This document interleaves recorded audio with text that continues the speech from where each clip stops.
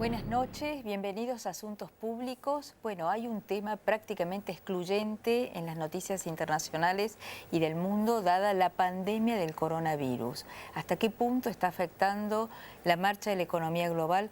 ¿Y cómo nos puede llegar a afectar a la Argentina? China es nuestro segundo socio comercial, ¿no, Mabel? Qué tremendo, qué sorpresa para un mundo que venía con problemas, ¿no? Sí, un mundo que ya venía crujiendo la globalización como se la había concebido durante muchos años, durante la década de los 80, los 90, parecía que era un fenómeno imparable. La localización de empresas armando cadenas productivas en distintas partes del mundo, en un momento de petróleo más barato.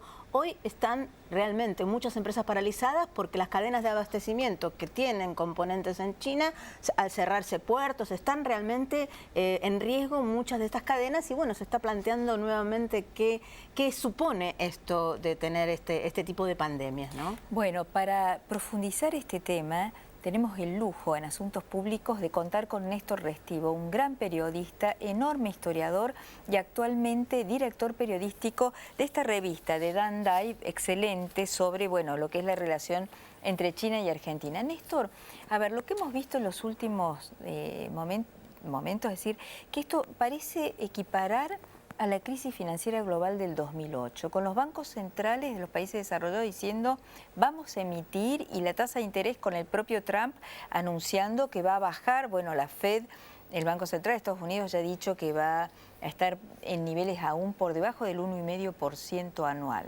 Contanos cómo estás viendo. Bueno, Silvia y Mabel, muchas gracias por la invitación. Sí, a ver, el impacto va a ser grande, es grande. Recordemos que el peso que tiene China, la República Popular China en la economía mundial es enorme. Se estima, grosso modo, en más de un 20%.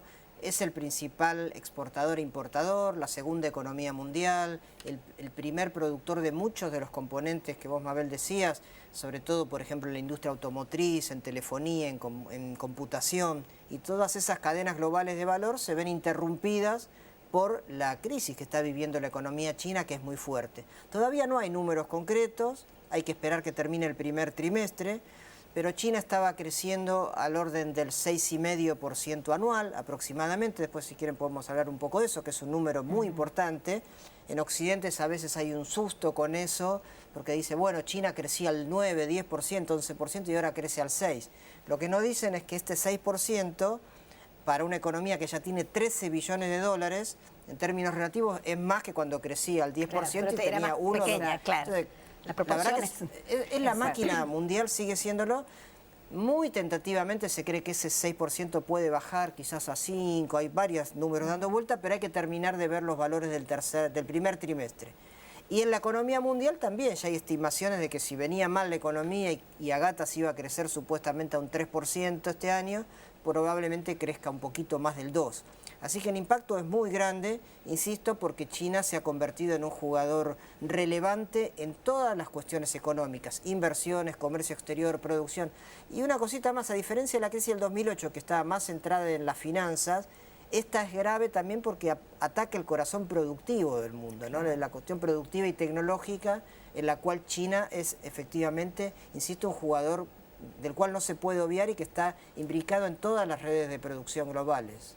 Claro, sobre todo el tema de la articulación de las cadenas de producción que tienen componentes en distintos lugares y que requieren que eso es lo que además en su momento Trump estuvo en contra, ¿no? Es decir, bueno, vamos a volver a localizar en nuestros países las cadenas completas para evitarnos, por la guerra comercial. Pero ahora, ¿cuánto hay de real y cuánto de fantasía de esta pandemia?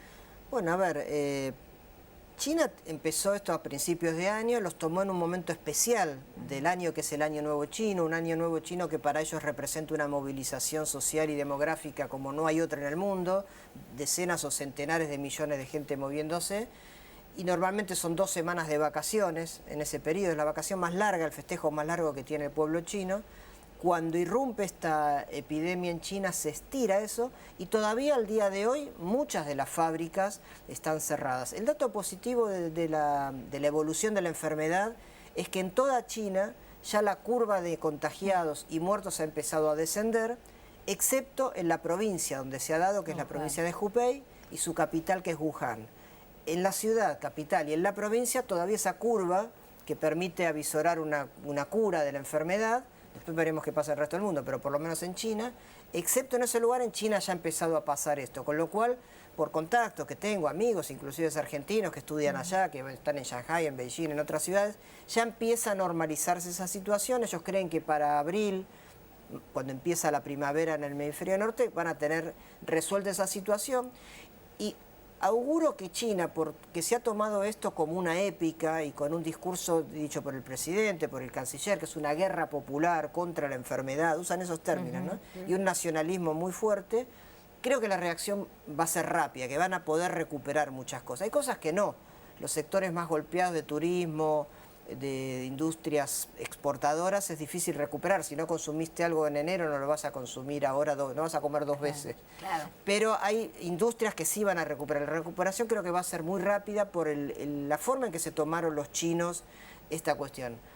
El tema es que como se ha expandido a otros países del mundo, ahí ya no se sabe, porque también viene el cambio climático, hay que ver qué pasa cuando el frío llegue al hemisferio sur. Eso es imprevisible. Pero en China yo creo que de aquí a un mes debería estar normalizada esa situación.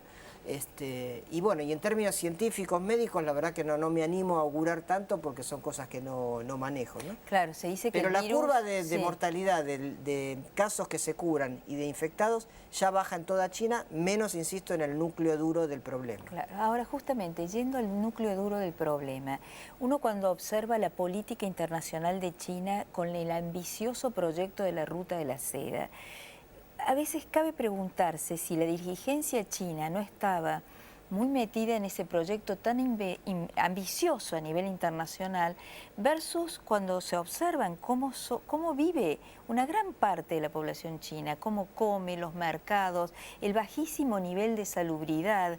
O sea, es un país que funciona a distintas velocidades, distintas culturas, pero hay mucho para explicar por qué hay poblaciones que viven como en la antigüedad, con ningún nivel de salubridad en los mercados. No sé si va a haber respuesta. Sí, de hecho ya, por ejemplo, el mercado, los famosos mercados de animales, el consumo de animales silvestres se ha prohibido y seguramente esa prohibición va a empezar ya rige y van a ser muy efectivos en esos controles. Si hay una sociedad que el gobierno controla mucho, es el chino, en un territorio muy grande, ¿no? Imaginemos también lo difícil de 1.400 millones de personas en un territorio mucho más grande que el de la Argentina, pero va a haber cambios sociales y culturales. Creo que hay una mayor conciencia del pueblo y de las autoridades chinas para cambiar ese tipo de cuestiones. Y después, bueno, sus grandes proyectos como la iniciativa de la Franja y la Ruta, cuestiones, ellos tienen un plan que se llama Made in China 2025, con avances tecnológicos. Todo eso se ha demorado estos 3 meses, pero insisto que respecto de los proyectos de mediano y largo plazo tan afectos a la idiosincrasia del chino, no creo que haya grandes cambios una vez que ese país recupere, digamos, la estabilidad, ¿no? Puede haber, algunos avanzaban más en una crisis de legitimidad, una crisis política para el presidente Xi si esto se desbordaba, pero la verdad que hasta ahora no pasó eso. Es un golpe muy fuerte para China, es el peor golpe que han tenido desde la República Popular, que es del año 49, pero lo han sabido manejar. Bueno, lamentablemente hay que lamentar, perdón la redundancia, casi 3.000 muertos. Claro. También para una población de 1.500 millones de habitantes, digamos, entiendo el dolor de esa gente, pero en Paraguay el dengue relativamente, y acá ni que hablar, el dengue o el Chagas son mucho más muertos en términos relativos que lo que sufrió China, pero cambios de ese tipo, de cultura, de sociedad, de cómo manejar algunas situaciones de crisis, van a haber aprendido de esta lección. Sí, Mabel. No, quería preguntarte si a raíz de los conflictos en Hong Kong, que fueron muy masivos y muy fuertes, y también trascendió, sobre todo en la prensa americana, que tienen corresponsales en China, una insatisfacción, si querés, de las clases medias, que a través de las redes criticaban mucho al gobierno. Si esto puede tener un costo político al margen de la gesta del presidente Xi. Sí, son distintos los casos de Hong Kong, que pertenece a la República Popular China, pero tiene un estatus especial, que el resto de China continental.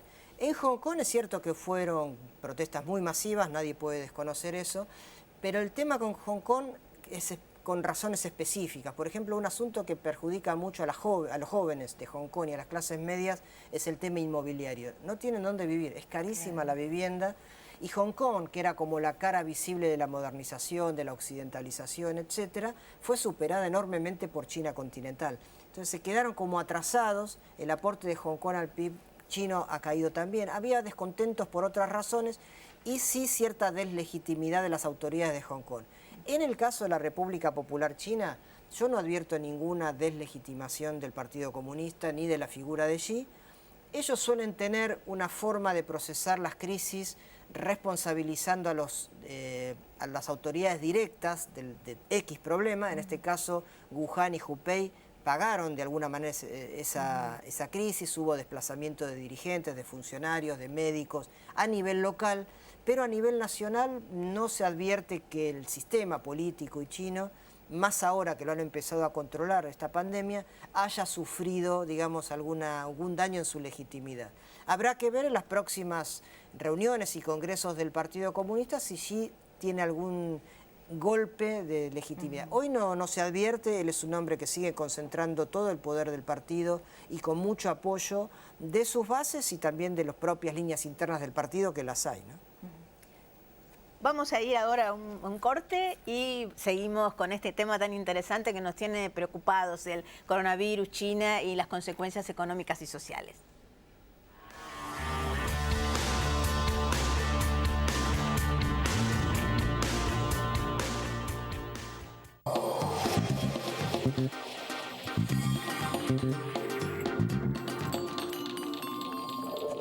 ExxonMobil, líder en tecnología para la operación segura y eficiente de recursos no convencionales de gas y petróleo, está contribuyendo con el progreso del país desde sus operaciones en la provincia de Neuquén. Biogénesis Bagó es una compañía pionera en la elaboración y comercialización de productos veterinarios destinados a asegurar la salud y mejorar la productividad de los rodeos de carne y leche de la región. Todo el conocimiento, la experiencia y la tecnología al servicio del productor. Biogénesis Bagó, la evolución de la salud animal. LATAM y vos, juntos, más lejos.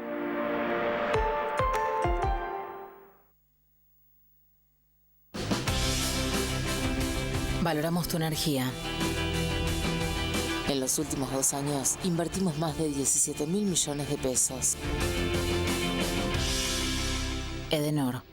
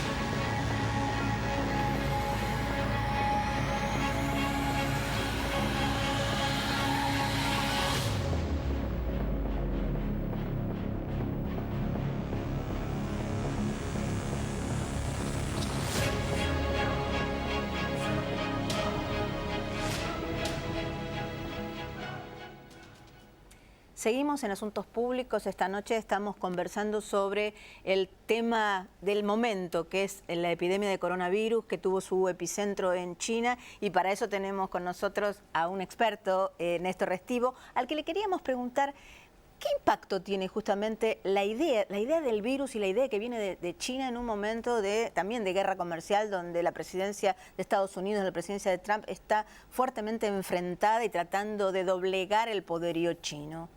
Bueno, como se sabe, la llamada guerra comercial en realidad es toda una estrategia con muchas contradicciones, porque hay distintas visiones en Estados Unidos de cómo abordar el desafío de China, pero básicamente de tratar de frenar, de alentificar, de complicarle el desarrollo de China para que se demore todo lo que se pueda en el alcance que está teniendo hacia la economía china, sobre todo en los aspectos más tecnológicos, comunicacionales, etcétera. Es decir, sí, el 5D, 5G, digamos, inteligencia artificial, robótica, en muchos sectores, sobre todo 5G, en que China ha avanzado más que Estados Unidos. La idea de esta guerra comercial, de subirle los aranceles y demás, en realidad esconde eso, tratar de aletargar todo lo posible eso. En Estados Unidos, grosso modo, siempre ha habido dos visiones, ¿no? Una más confrontativa y otra más de convergencia. La figura, por ejemplo, de Mike Pence, el vicepresidente norteamericano, es muy confrontativa, ha señalado con todas las letras a China y también a Rusia, pero sobre todo a China casi como un enemigo para el proceso estadounidense. Trump, a su estilo, digamos, diciendo algunas barbaridades, pero por otro lado negociando, ha hablado muchas veces con Xi, se sabe en estos días, de apoyo, de cooperación, pero lo que demuestra justamente el coronavirus es cuán intrincada, imbricada está la economía mundial. No es que le puede ir bien a unos cuando tiene el peso que tiene China y mal a otro. Me parece que muchas empresas norteamericanas dependen de la provisión de China. China es poseedora de muchos bonos del Tesoro norteamericano. Es decir, hay muchas cuestiones en las cuales atacar a China en este momento, agravar la guerra comercial en una circunstancia así sería contraproducente para todos, muy especialmente para Estados Unidos, ¿no? Da la impresión que Trump tomó nota de este punto porque bajó absolutamente los decibeles y en todas las conferencias de prensa que ha aparecido últimamente ha dicho, siempre se refiere, acabo de hablar con el presidente Xi, fue una tremenda conversación, como bueno, diciendo en el sentido, él usa tremendo, como diciendo que ha sido muy positiva, etcétera. Volviendo al tema justamente de estos lazos tan estrechos, China también tiene lazos estrechos e inversiones comprometidas en la Argentina. ¿Qué crees que puede pasar acá? A ver, nosotros estamos viendo dos fenómenos. Por un lado, una caída muy fuerte del petróleo. El precio del petróleo está en torno a los $45. Hace un mes atrás estaba en 60, 65. O sea que, por un lado, eso a la Argentina, si querés, la beneficia porque no tiene que aumentar el precio de la nafta. Pero el precio de la soja puede peligrosamente bajar por abajo de los $300 y eso puede complicarla, y ya se complicaron las exportaciones de carne. Así es. Decía al principio, ¿no? Los dos sectores económicos más afectados por esta crisis sanitaria son los precios de las exportaciones, de todas. En Argentina le impacta más el de las materias primas, y el turismo, y todo lo que hay alrededor del turismo, ¿no? Argentina viene históricamente, hace ya varios años, con un déficit comercial muy grande con China, 6, 7 mil millones de dólares todos los años. El año pasado bajó muchísimo, pero no porque Argentina mejoró su oferta exportable, sino porque la recesión que vivimos hizo que se importara menos de China. Pero ahí hay un tema, porque Argentina, efectivamente, carnes, que es una de las estrellas que tiene Argentina como exportación a China, no solo vacuna, no ovina, de porcina, de pollos. Todas las carnes se han prácticamente abierto todos los mercados, ese es un logro de los últimos gobiernos, tanto el kirchnerismo como el macrismo terminó de abrir muchos mercados. Eso se frenó y es una preocupación grande. Y la caída de precios también con la soja. Argentina es muy difícil que equilibre la balanza comercial por ese lado, sí la podría equilibrar por el lado del turismo y de la minería, como han hecho países como Chile o Brasil, que tienen grandes superávits con China, justamente gracias a la minería, pero acá está en discusión todo el tema ambiental ecológico que frena esa posibilidad, y el turismo podría ser otro vector importante, pero ahora justamente el turismo está muy afectado con esta situación, así que es difícil que por ese lado se mejore la relación. Por el lado de las inversiones, China se convirtió en un gran inversor de la Argentina, pero desde el gobierno de Mauricio Macri y los 4 años que duró la alianza Cambiemos, eso se frenó. Se frenó porque fue, en mi opinión, una política muy zigzagueante con China, excepto en Jujuy, donde hubo una inversión fuerte en los parques de energía solar. El resto, tanto la central atómica, las represas del sur, los trenes, todas las grandes inversiones que había prometido China y que estaban encaminadas, el macrismo y la alianza Cambiemos la frenó de alguna manera, entiendo yo en muchos casos por razones también ideológicas.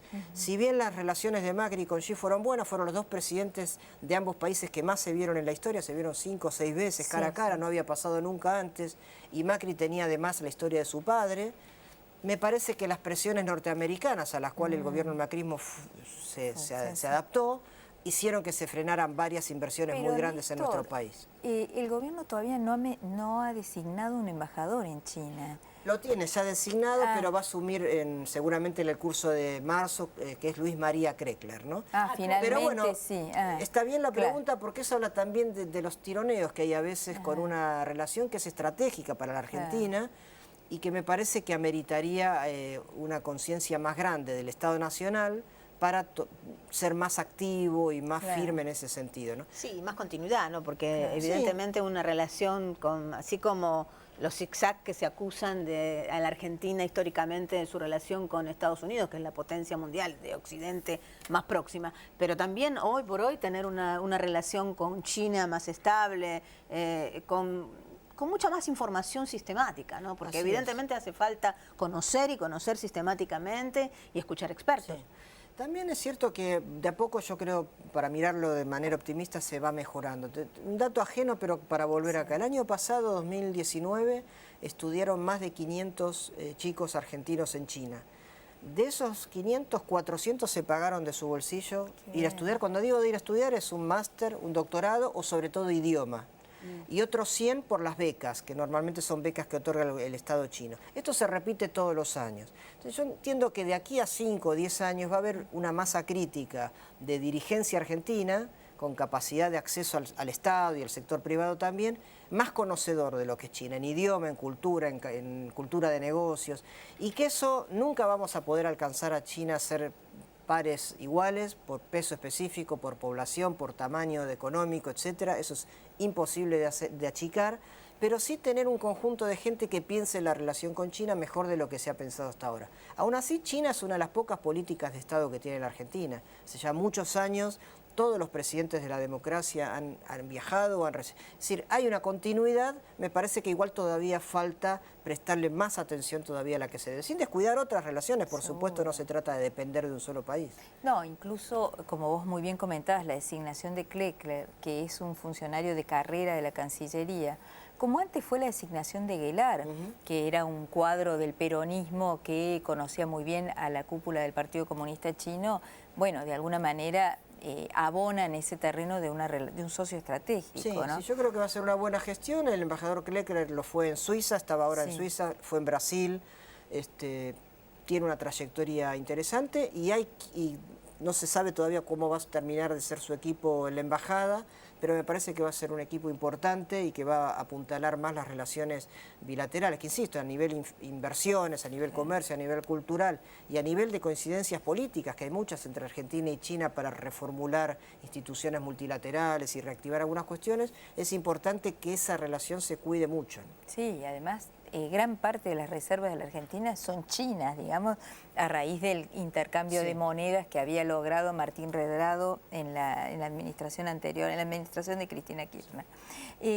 Néstor, ¿y cómo ves vos qué va a pasar justamente con el ambicioso proyecto de la ruta de la seda? Digamos, esto del coronavirus, porque lo que vemos es Apple no puede lanzar su teléfono que iba a ser económico. Hyundai está prácticamente paralizada.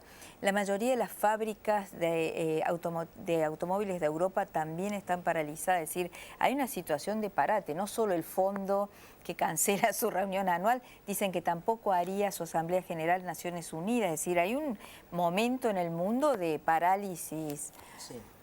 A ver, insisto con algo, me parece que China va a normalizar la situación de aquí a 1 o 2 meses. No sé qué va a pasar en el resto del mundo por el cambio de clima y cómo se empieza a expandir esto. Ya hay más de 60 países con casos de coronavirus.